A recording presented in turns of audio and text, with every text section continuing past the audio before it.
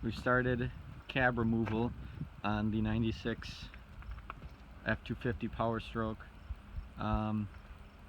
Any of you who are trying to remove the cab on the old body style Fords like this, you're going to have to remove or at least disconnect the fenders.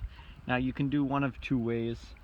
I would assume you could leave the radiator in, so you probably wouldn't have to do anything with the fenders. You could leave the radiator in and disconnect it, everything from the cab and the radiator and the intercooler, and then lift everything. I think it's easier this way, my personal opinion. I'm having the fenders replaced anyways, so it's easy for me to just rip off the fenders. That way I can leave the radiator support and the radiator and everything all intact on the frame. But any of you who want to remove the cab on these years of Ford, you're going to have to, if you're going to remove the fenders, you've got bolts up here, you've got a bracket that connects to the fender here, you've got bolts down here, there's 3 of them that connect the fender to the radiator support. You've got another 2 bolts that connect the radiator support to the fender. You've got a bolt, as you can see I just cut mine off, but you've got a bolt in here that you have to get at from inside the door. You've got a bolt down here that connects the fender to the cab, and then you've got to remove all of your little bolts from the fender liner, as well as there might be, like on this side you got 1 bolt connecting the fender liner to the fender, and the other side you got 2 bolts. So relatively straightforward. You're probably going to have to remove the headlight to get at these bolts to remove the fender, but I had no instructional help. I just did this figuring out as I go. So what else you're going to have to do to remove the cab is disconnect all your electrical components from the cab, which is fairly easy. Everything you need to disconnect is right here. ECU, I don't know if this, maybe this is ECU, I don't know. Regardless, you've got 3 connectors there. You need to disconnect them. You need to disconnect your brake lines from the master cylinder, and you need to disconnect, there's a bracket and a vacuum line that go to your brake booster. So I'm going to leave the master cylinder on, and it's going to go up with the cab. You also need to, there's some brackets here for your AC lines. You need to take those out.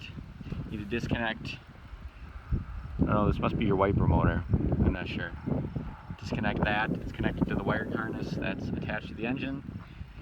You need to disconnect your AC lines, okay? Now, I suppose I should tell you that you need to go to a certified shop and have the AC sucked out via a recycler, and that's the way you should go. I'm not gonna say, but I accidentally let all my Freon out. So don't do what I did, or at least don't say you did. So anyways, disconnect.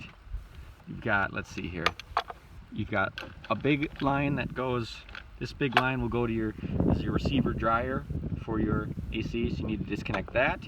You need to disconnect this smaller line, that'll go up with the cab as well. And you need to disconnect your heater core. There's 2 lines for coolant, and yeah, there's some grounds as well connected to the cab. It's all pretty straightforward, you know. Looking at this job, it can be pretty intimidating just until you jump into it, okay? Once you start taking apart piece by piece, before you know it, it's actually much simpler than it appears, okay? I've still got a few more things I'll show you here in a second, how to disconnect the shift linkage and how to disconnect the 4-wheel drive selector. So also steering shaft, that will need to get disconnected as well. As you can see, this frame is in pretty rough shape. It's going to be completely cleaned. 415. A lot of this stuff is going to get replaced. Leaf spring hangers, cab mounts, etc. So, as you can see here, we're on the driver's side. Here is your e-brake. That needs to get disconnected, okay? Now with these types, I've seen people just grind off the edges here, grind those off, and they're able to pull the e-brake out. And you see, once you disconnect it, you have to pull that through. This end of the line is going to stay with the frame, this other end is going to go up with the cab. What I'm going to do is I'm just going to start, because this is going to get replaced anyways, I'm just going to start grinding till it comes apart. Once you're under the truck here, you can see the shift linkage for your transmission. That's just going to pull, or you're going to pop that right off and straight forward. Now, looking up here we've got, this is our, we have a manual lever for four-wheel drive engagement. You can see it goes to the transfer case. That's for shifting into four-wheel drive. Now there's a bolt up here, and then a piece, a stud or a piece of metal that comes through, and it attaches your lever to your four-wheel drive selector here. So there's a bolt, like I said. I don't know if you can see it. Yeah, you can see the head here. There's a nut on the other side. I'm assuming that you're just going to take that nut off.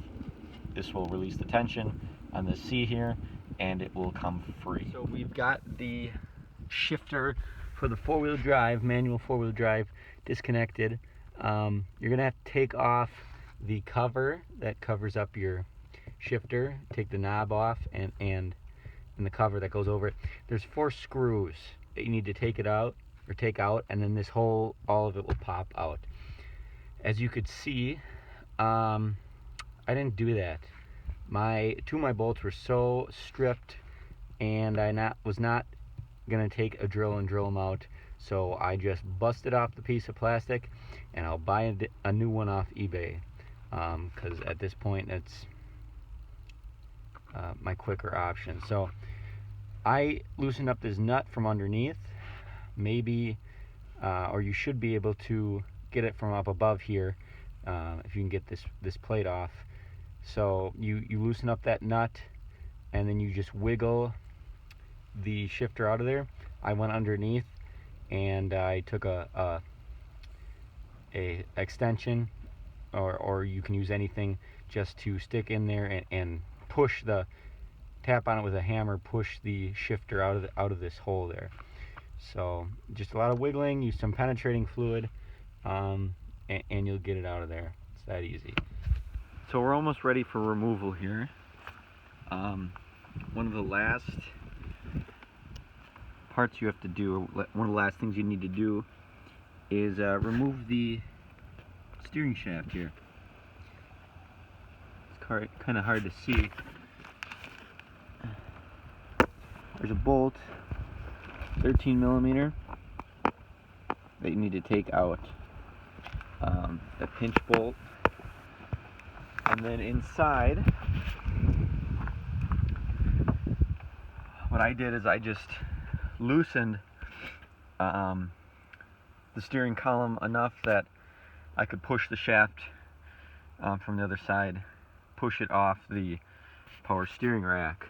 So in order to take the steering column off, it looks like a mess right now.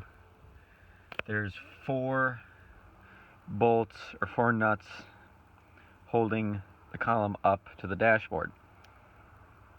So take those out. Make sure on the side here, I'm not going to be able to get a good shot of it. You take off the piece. It's got a little wire, and it's for your gear selector. Because if you don't, your steering wheel is going to be putting all the pressure on that little wire. You don't want that to break. Disconnect as much of the wiring as you can. And yeah, I wish I could be more specific and more help, but you really just kind of gotta, figure it out as you go. So once you have loosened this up, what I did as well, and let's see here. So here's actually where the steering shaft comes in. Okay. Also, I removed a piece of plastic that goes on the bottom here. All it was 3 little bolts along the bottom, and then it just pries out. But so what I did was, there's another 13mm bolt here on the steering column that attaches to the steering shaft.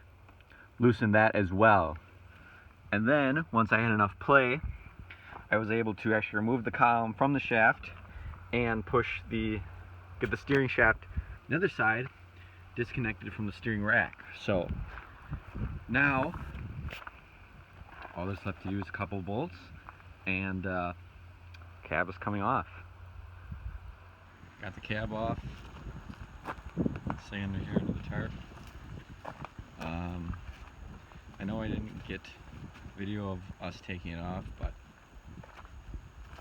4 bolts, that's all it is. 2 in the front under the floorboards, and 2 in the back under the rear seat. So this is an extended cab, but I'm sure it's pretty similar. But there's regular cab or crew cab on a 1-ton, but so that's it. Now we're on to the frame restoration.